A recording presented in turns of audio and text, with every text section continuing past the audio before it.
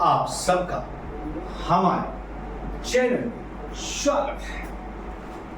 आज आप सब लोगों के लिए लाया हूं वर्गमूल इंपॉर्टेंट टॉपिक, जो कि ज्यादातर वैसे तो क्लास 8 का है, लेकिन ज्यादातर एसएससी, रेलवे, बैंकिंग और सीजीएल जैसे एग्जामों में बहुत क्वेश्चन पूछा जाता है। यहाँ तक इंटेलिजेंस ब्यूरो आईबी का जो एग्जाम होता है उसमें भी पूछा जाता है। इसके साथ यूपीएससी के जितने एग्जाम होते हैं जिनमें मैथमेटिक्स आती है उसमें स्क्वायर रूट का क्वेश्चन जरूर आता है।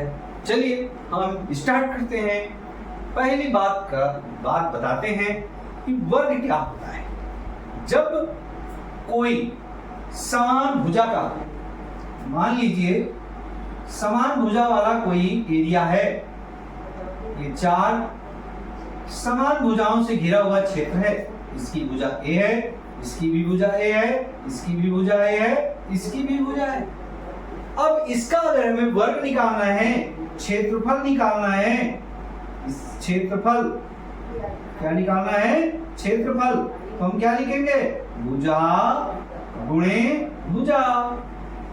ये तो लिखते हैं भुजा गुणे भुजा, और यहाँ पर भुजा क्या है, ए गुणे ए, तो ए का स्क्वायर हो जाता है। और इसका यूनिट अगर हम यहाँ पे मान ले मीटर है, क्या है ये, मीटर है। अगर ये मीटर है तो ए मीटर, मीटर स्क्वायर। इसका मतलब हम ये कह सकते हैं कि हमारा वर्ग का क्षेत्रफल भुजा स्क्वायर मीटर है। हमने यहाँ भुजा ए माना इसलिए ए स्क्वायर मीटर हो गया। इस तरह से इसकी कोई भी वैल्यू हो, अगर फॉर एग्जांपल मान लें इस भुजा की वैल्यू 2 मीटर है, सभी भुजाओं का मान 2 मीटर होगा, तो इसका मतलब क्या हो गया, यहाँ पर 2 का स्क्वायर मीटर स्क्वायर, और 2 का स्क्वायर क्या होता है, 2 जो 4 मीटर स्क्वायर। मतलब अब हमें पता चल गया जो दिया हुआ वर्ग है इसका क्षेत्रफल कितना होगा, 2 दूना 4, मतलब 2 को स्क्वायर करेंगे तो 2 दूना 4 मीटर स्क्वायर हुआ। अगर यहाँ पर 3 होगा तो 3 जा 9 मीटर स्क्वायर। जो भी वैल्यू ए की होगी, भुजा की होगी, उसका स्क्वायर कर देंगे। सॉल्व। अब आगे हम बढ़ते हैं, आपको अगले इस टॉपिक पे आते हैं। क्वेश्चन है, हमने ब्लैक बोर्ड पर लिख रखा है। क्वेश्चन क्या दिया है, 1 से 15 तक के विषम संख्याओं का वर्ग ज्ञात कीजिए। अब सबसे पहले हम 1 से 15 के बीच विषम संख्याएं देखेंगे। विषम, अब वो विषम कोई भी हो सकती है, यहां पर ये नहीं कहा गया। विषम का मतलब क्या होता है, विषम वो संख्या है जो कि 2 से डिवाइड हो या ना हो, ऐसा नहीं कहा गया। विषम अभाज्य, जैसे भाज्य अभाज्य होता है, और विषम वही संख्या है जो 2 से डिवाइड ना हो, और अभाज्य का मतलब होता है जो किसी से डिवाइड ना हो। बात समझ में आई। अब बात करते हैं हम विषम। तो यहाँ विषम संख्याएं कौन सी होंगी, 1 और 15 तक।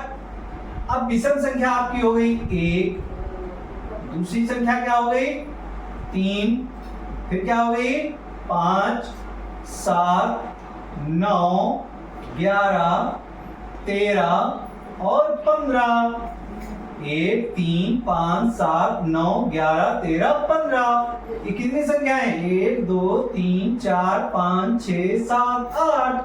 ये 8 संख्याएं क्या हैं, विषम संख्याएं हैं, जो ये 2 से विभाजित नहीं होती हैं। और सम संख्याएं किसे कहते हैं, जो 2 से विभाजित होती हैं। तो हम विषम संख्या की बात की है। अब इनका वर्ग, तो विषम संख्या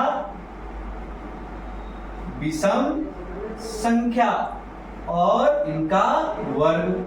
अब विषम संख्या पहली क्या है, 1 का अगर हम वर्ग निकालें तो 1 इंटू 1 करेंगे तभी तो 1 आएगा।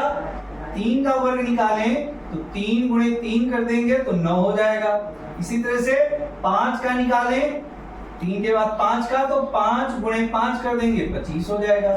इसी तरह से 7 का निकालें तो 7 गुणे 7 कर देंगे तो 49 हो जाएगा।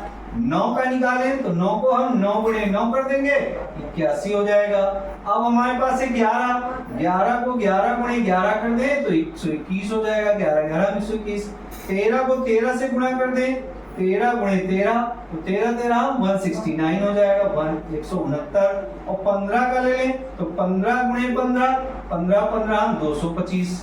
तो ये हमारे पूरे वैल्यूज निकल आते हैं। तो ये हमारे हो गए 1 से 15 तक के सभी विषम संख्याओं का क्या निकला है, वर्ग निकला है। ठीक है बच्चों।